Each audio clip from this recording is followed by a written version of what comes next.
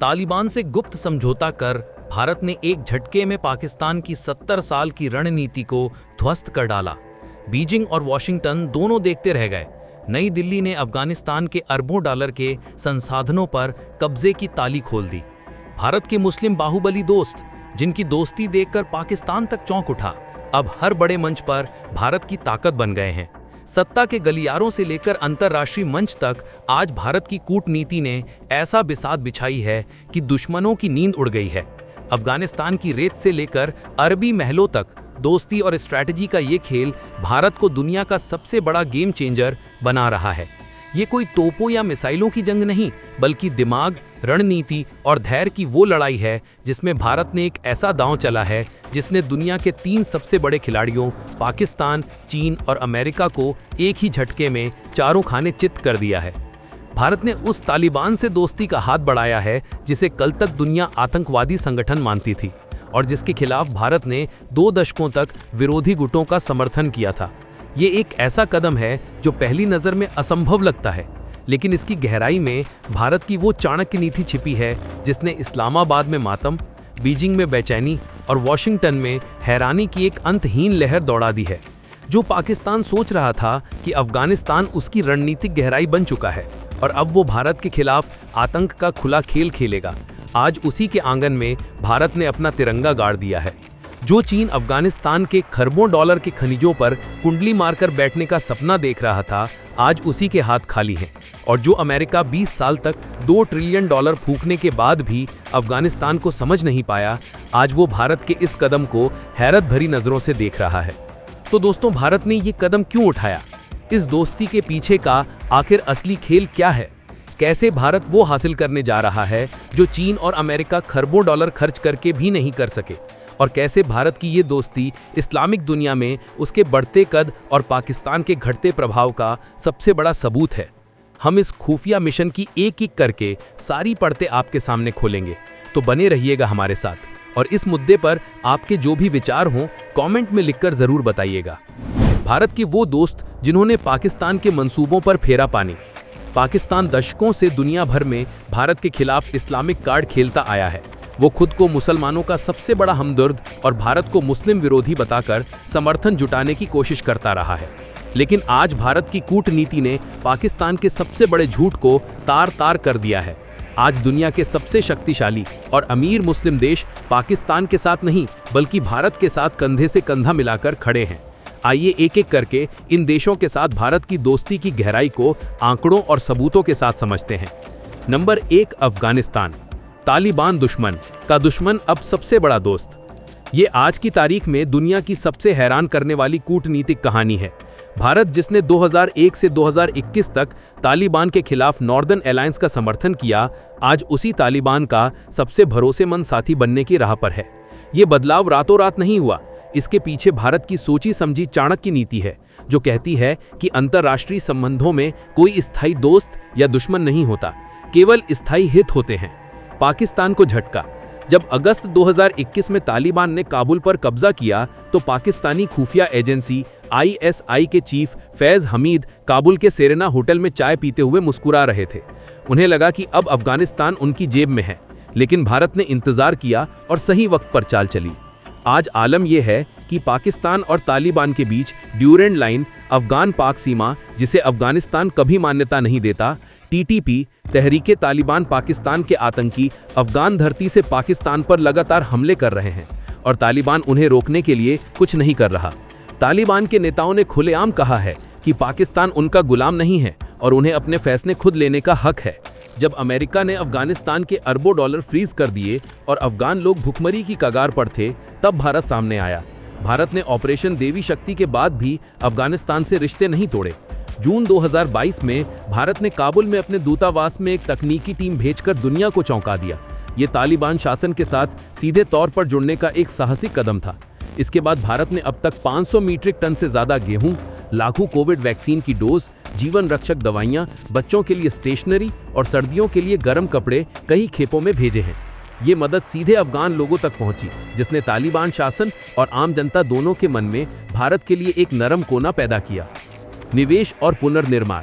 भारत ने अफगानिस्तान में $3 बिलियन लगभग 25,000 करोड़ से ज्यादा का निवेश किया है। ये सिर्फ इमारतें नहीं बल्कि लोगों के जीवन को बदलने वाले प्रोजेक्ट हैं। दिलारम जिरांज हाईवे 218 किलोमीटर लंबा, ये हाईवे अफगानिस्तान के गारलैंड हाईवे को ईरान के चाबहार बंदरगाह से जोड़ता है, जिससे देश को समुद्र तक पहुंच मिलती है। संसद भवन काबुल में भारत द्वारा निर्मित संसद भवन अफगान लोकतंत्र का प्रतीक है। तालिबान ने न केवल इन संपत्तियों की सुरक्षा की गारंटी दी है, बल्कि अब वो भारत से इन रुके हुए प्रोजेक्ट्स को दोबारा शुरू करने की गुजारिश कर रहा है। हाल ही में भारत ने अफगानिस्तान में $80 मिलियन यानी 750 करोड़ रुपए की लागत से उच्च प्रभाव वाली सामुदायिक विकास परियोजनाओं HICDP के चौथे चरण को शुरू करने की घोषणा की है, जो दिखाता है कि भारत अब पीछे हटने वाला नहीं है। खनिजों का खजाना और चीन का समविश्वास। अमेरिकी भूवैज्ञानिक सर्वेक्षण के अनुसार अफगानिस्तान में 1 से 3 ट्रिलियन डॉलर के खनिज भंडार हैं, जिनमें लिथियम, रेयर अर्थ एलिमेंट्स, तांबा और लोहा शामिल हैं। चीन ने इन खनिजों को कब्जा करने के लिए तालिबान को अरबों डॉलर का लालच दिया। अफगानी वो नहीं चाहता कि चीन उसके देश में आकर सिर्फ संसाधनों को लूटे और अपने राजनीतिक एजेंडा को आगे बढ़ाए। इसके विपरीत भारत ने कभी भी अफगानिस्तान के आंतरिक मामलों में दखल नहीं दिया। भारत की सॉफ्ट पावर, बॉलीवुड, क्रिकेट और ऐतिहासिक संबंधों ने एक ऐसा विश्वास बनाया है जिसे चीन अपने पैसों से कभी नहीं खरीद सकता। नंबर 2, संयुक्त अरब अमीरात UAE। खाड़ी का भाई। UAE के साथ भारत के रिश्ते दोस्ती से बढ़कर भाईचारे के हो गए हैं। ये वही UAE है जो कभी पाकिस्तान के कहने पर चलता था और तालिबान की पहली सरकार को मान्यता देने वाले 3 देशों में से एक था, लेकिन आज उसकी विदेश नीति इंडिया फर्स्ट की हो गई है। कूटनीतिक समर्थन की हद। जब भारत ने अगस्त 2019 में जम्मू कश्मीर से अनुच्छेद 370 को निरस्त किया, तो पाकिस्तान ने इस्लामिक सहयोग संगठन OIC में तूफान खड़ा करने की कोशिश की, लेकिन UAE ने इसे भारत का आंतरिक मामला बताकर पाकिस्तान के मंसूबों पर पानी फेर दिया। इतना ही नहीं, UAE ने प्रधानमंत्री नरेंद्र मोदी को अपने सर्वोच्च नागरिक सम्मान ऑर्डर ऑफ जायद से सम्मानित किया। ये पाकिस्तान के मुंह पर एक करारा तमाचा था। आर्थिक साझेदारी का महासागर। भारत और UAE के बीच फरवरी 2022 में व्यापक आर्थिक साझेदारी समझौता CPEA लागू हुआ। इस समझौते के बाद दोनों देशों के बीच व्यापार रॉकेट की गति से बढ़ा।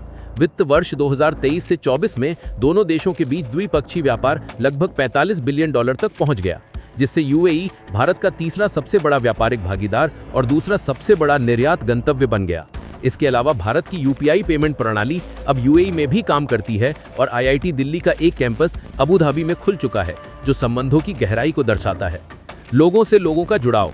UAE में 3.5 मिलियन 35 लाख से ज्यादा भारतीय रहते हैं, जो वहां की आबादी का सबसे बड़ा हिस्सा है। ये भारतीय UAE की अर्थव्यवस्था की रीढ़ हैं और हर साल अरबों डॉलर की विदेशी मुद्रा भारत भेजते हैं। हाल ही में अबू धाबी में भव्य BAPS हिंदू मंदिर का उद्घाटन, जिसके लिए जमीन UAE के शासक ने दान की थी, इस बात का प्रमाण है कि UAE भारतीय संस्कृति और लोगों का कितना सम्मान करता है। नंबर 3, सऊदी अरब। इस्लामी दुनिया का नेता, भारत का रणनीतिक साझेदार। सऊदी अरब, जो मक्का और मदीना के कारण इस्लामिक दुनिया का केंद्र है, कभी पाकिस्तान का सबसे बड़ा संरक्षक हुआ करता था, लेकिन क्राउन प्रिंस मोहम्मद बिन सलमान MBS के विजन 2030 के तहत नया सऊदी अरब भारत को एक उभरती हुई महाशक्ति के रूप में देख रहा है, जो उसके भविष्य के लिए महत्वपूर्ण है। पाकिस्तान को किनारा। सऊदी अरब ने भी कश्मीर मुद्दे पर पाकिस्तान को कोई भाव नहीं दिया। उल्टे जब पाकिस्तान आर्थिक रूप से दिवालिया होने की कगार पर था, तब सऊदी ने अपने दिए गए $3 बिलियन के कर्ज को वापस मांगकर उसे और मुश्किल में डाल दिया। रणनीतिक साझेदारी परिषद। 2019 में भारत और सऊदी अरब ने एक रणनीतिक साझेदारी परिषद स्ट्रैटेजिक पार्टनरशिप काउंसिल की स्थापना की, जिसकी अध्यक्षता स्वयं भारतीय प्रधानमंत्री और सऊदी क्राउन प्रिंस करते हैं। भारत दुनिया का केवल चौथा देश ब्रिटेन, फ्रांस और चीन के बाद जिसके साथ सऊदी ने ऐसी साझेदारी की है। ये परिषद दोनों देशों के बीच राजनीति, सुरक्षा, व्यापार और संस्कृति जैसे सभी क्षेत्रों में सहयोग की निगरानी करती है।